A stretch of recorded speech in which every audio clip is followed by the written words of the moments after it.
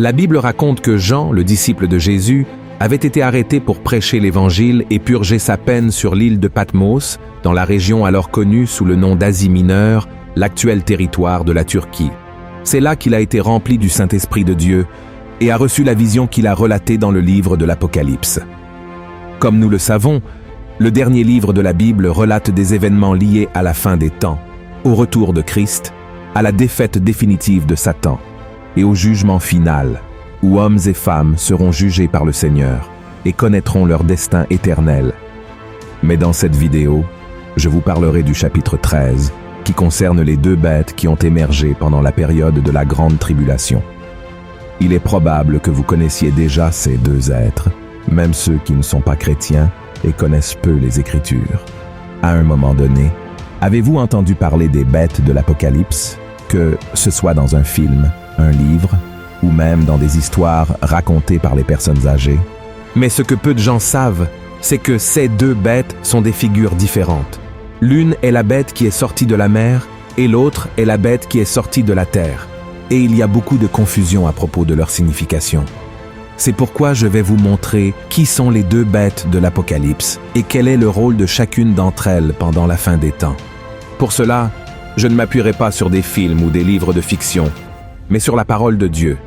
Mais avant de commencer, je vous demande de laisser votre like ici, de vous abonner à ma chaîne et d'activer la cloche pour être notifié par YouTube à chaque fois que je publie une nouvelle vidéo.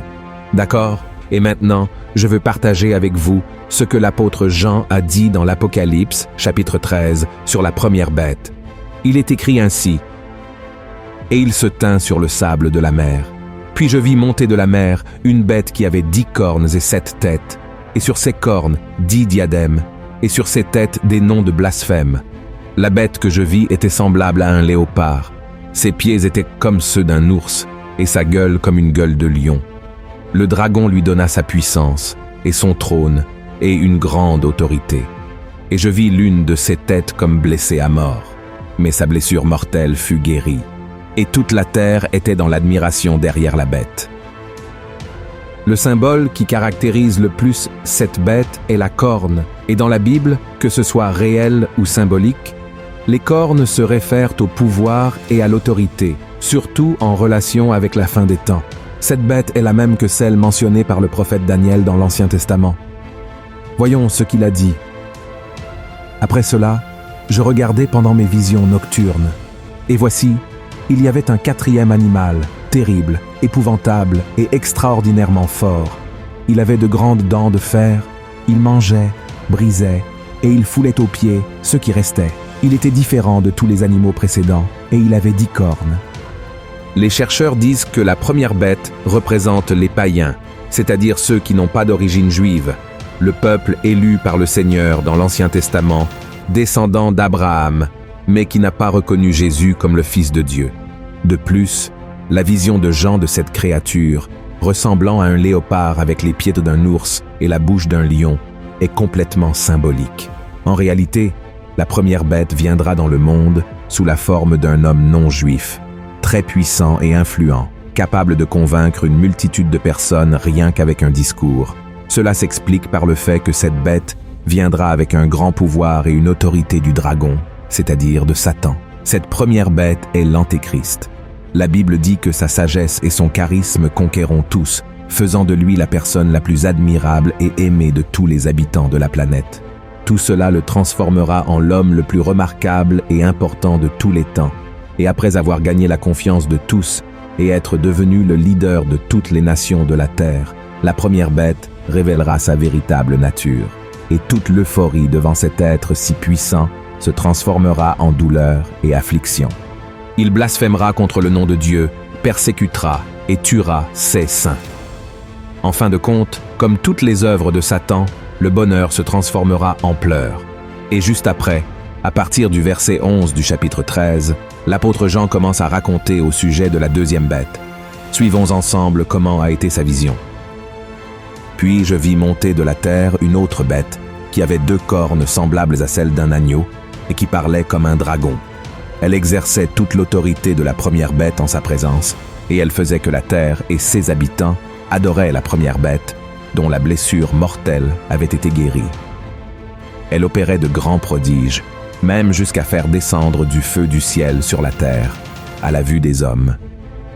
Observez que la deuxième bête aura également une grande autorité et accomplira des miracles au nom de la première bête, tout comme l'Antéchrist. Cette figure viendra également sous la forme d'un homme, et la Bible l'appelle le faux prophète. Cependant, il y a une différence entre elles. La deuxième bête émergera du sein du peuple d'Israël et sera probablement un grand leader religieux qui trompera beaucoup de ses propres compatriotes, amenant les foules à idolâtrer la première bête. De plus, elle accomplira également des exploits étonnants, comme ressusciter les morts et faire parler une image. Une autre action que la deuxième bête entreprendra est d'obliger tout le monde à recevoir une marque sur la main droite ou sur le front. Cette marque, représentée par le nombre 666, sera nécessaire pour que les gens puissent acheter ou vendre, et sans elle, ils ne pourront pas effectuer de transactions commerciales. Cependant, le règne de ces deux bêtes ne durera pas éternellement. Dans le chapitre 19 de l'Apocalypse, l'apôtre Jean raconte que Jésus reviendra dans la gloire et la puissance pour livrer une guerre contre le malin et enverra ces deux figures en enfer. Voyons ce qui est écrit. « Et je vis la bête et les rois de la terre, et leurs armées rassemblées pour faire la guerre à celui qui était assis sur le cheval et à son armée. Et la bête fut prise, et avec elle le faux prophète, qui avait fait devant elle les prodiges, par lesquels il avait séduit ceux qui avaient pris la marque de la bête et adoré son image. Ils furent tous les deux jetés vivants dans l'étang ardent de feu et de soufre. » Si nous analysons l'Évangile, nous verrons que la fin des temps sera marquée par la tromperie. Jésus a averti qu'avant l'apparition de l'Antéchrist et du faux prophète, beaucoup se présenteraient comme de grands hommes de Dieu pour séduire et tromper les gens.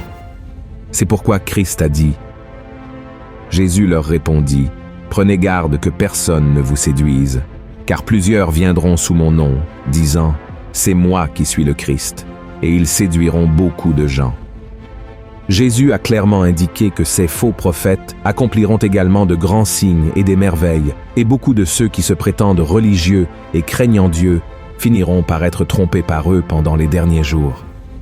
Cela s'explique par le fait que ces faux prophètes ne sont pas faciles à identifier. Ils n'apparaissent pas avec des cornes sur le front, mais comme Jésus, accomplissant des merveilles, des miracles et montrant de l'amour envers les gens. Cependant, tout cela ne sera qu'un grand piège qui pourrait coûter le salut de nombreuses personnes. Cela montre que tant les faux Christ que les deux bêtes décrites dans l'Apocalypse sont sous le règne de Satan, qui est le roi de la tromperie.